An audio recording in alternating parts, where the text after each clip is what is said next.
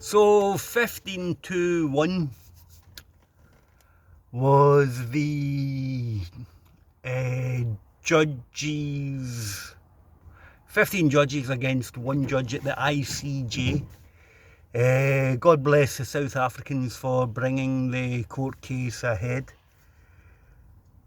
There was an Israeli judge on the panel. I'm sure that was the one that reckoned his country, his beloved country, hadn't been committing genocide. I don't know why South Africa had to bring this to a court case, because it's fairly obvious just by watching the news. If you're on social media, it's even more horrific, that the Israeli government have been committing a genocide. You can't bomb hospitals, houses, schools, mosques, UN, humanitarian sites. What else have they been doing? They've wiped out journalists as well. You can't do that and say we're trying to protect ourselves. So God bless the South Africans. Well done. However, the court case is going to have another look at this in a month. So we know what's going to happen between now and a month's time. The psychomaniacs in the Israeli government are just going to try to slaughter as many men, women and children as they possibly can. I think the numbers are already, 30,000 people dead. About 70% of the houses have been flattened. We were watching it in real time and we're all sitting at home eating our McDonald's and Kentucky Fried Chicken, drinking Coca-Cola, and does it matter to anyone? Well, if there's an ounce of humanity in you, you've got to look at it and say to yourself, this is utterly disgusting, you know. As opposed to doing a ruling in the ICJ, Benjamin Netanyahu and his cronies should be in there getting tried. It brings us on to the bigger question. The British government and the American government have been backing these maniacs up to the hilt. Apparently 10,000 tonnes of weapons have been shipped from the UK and America to bomb Palestine. I've said this before, the Gaza Strip is smaller than the Isle of Arran in Scotland, and it's got 3 times the population of Glasgow living in it. So it's, what is it, that old expression, shooting fish in a barrel. It's absolutely disgusting, and I'm going to take this a bit further forward. The British government are now complicit in war crimes. A little while ago, I don't have any time for the SNP, if I'm being honest. They've missed too many open goals as far as I'm concerned. A little while ago, the SNP tried to pass a motion at Westminster calling for a ceasefire. Now, imagine having to do that, you know. If Britain and America should be arming anybody, it should be the Palestinians, not the Israelis. You know, we're arming the aggressor against the people who have got no real way of defending themselves. So the British government and the American government have been arming the genocidal psychopaths in the Israeli government. I mean, that's disgusting. The SNP pushed a motion through in Westminster. I don't think the SNP should even go to Westminster anymore, just delegitimise the whole place. It's a cesspit. And the people in Westminster voted against a ceasefire. Get your head round about this. I've seen images of kids with the side of their heads blown off, kids with maimed their arms and legs blown off. I've seen guys wiggling white flags about getting shot. That's an execution in my book, you know.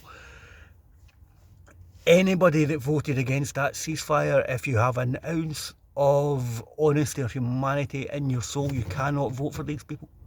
We need rid of the entire British government, basically. You can find from records who voted for and who voted against. For goodness sake, do not vote for these people.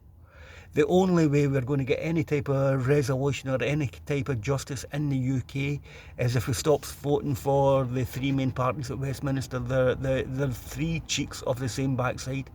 Don't vote Labour, don't vote Tory, don't vote Lib Dem. Find an independent in your area. I don't care whether they're right-wing fascists or left-wing communists. As long as they voted against the slaughter in Gaza, give them your vote. If you find your local MP did vote against the ceasefire, voted against the ceasefire, throw them in the bin. They're scum. They are the lowest people amongst us. They are genocidal, warmongering maniacs, and they do not deserve to breathe the same air as the rest of us decent people. Get rid of them. Just get rid of them. We are governed by psychopaths. We do not need these people making decisions for us. They're corrupt up to their hilt. The only option Scotland and the UK has is to vote for independent parties. Do not back the Labour Party, the Tory Party or the Lib Dems. They're scum. They're establishment mouthpieces. Nothing is going to change.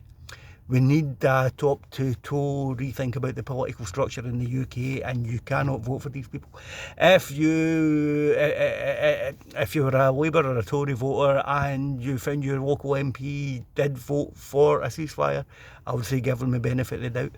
If the MP resigned from the party, I would say give them the benefit of the doubt as well. Back them to the teeth. We need Jeremy Corbyn back. We need guys like Alex Salmond back, Kenny McCaskill. There's a lot of good, honest people in the UK, and they've been trampled underfoot by the American, the British and the Israeli regimes or the lobbies within our governments. We need rid of them. So South Africa, I don't know how much I can express my love for you. Thank you for doing this. But we cannot take the pressure off. If you see one of these politicians that voted against a ceasefire in the street, go up to them, ask them, why did you do that? You're complicit in committing genocide. Send them emails, demonstrate outside their offices, and by my nature I'm a pacifist. Do not let these people breathe the same air as us. Anytime you meet them, question them. We need rid of a lot of them. And I'm not advocating for violence or anything like that. We can do this. The biggest anti-war movement in history is currently afoot across the planet. Let's energise these people, highlight who these scumball politicians are, and throw them in the bin. Get rid of them. We don't need to be violent. That's what they deal in. We don't have to do that. We can get rid of them by putting an X on a piece of paper. Do not vote Lib Dem. Do not vote Tory. Do not vote Labour. And as I said, there's a caveat. If you found out your local Tory MP voted for a ceasefire, give them the benefit of the doubt.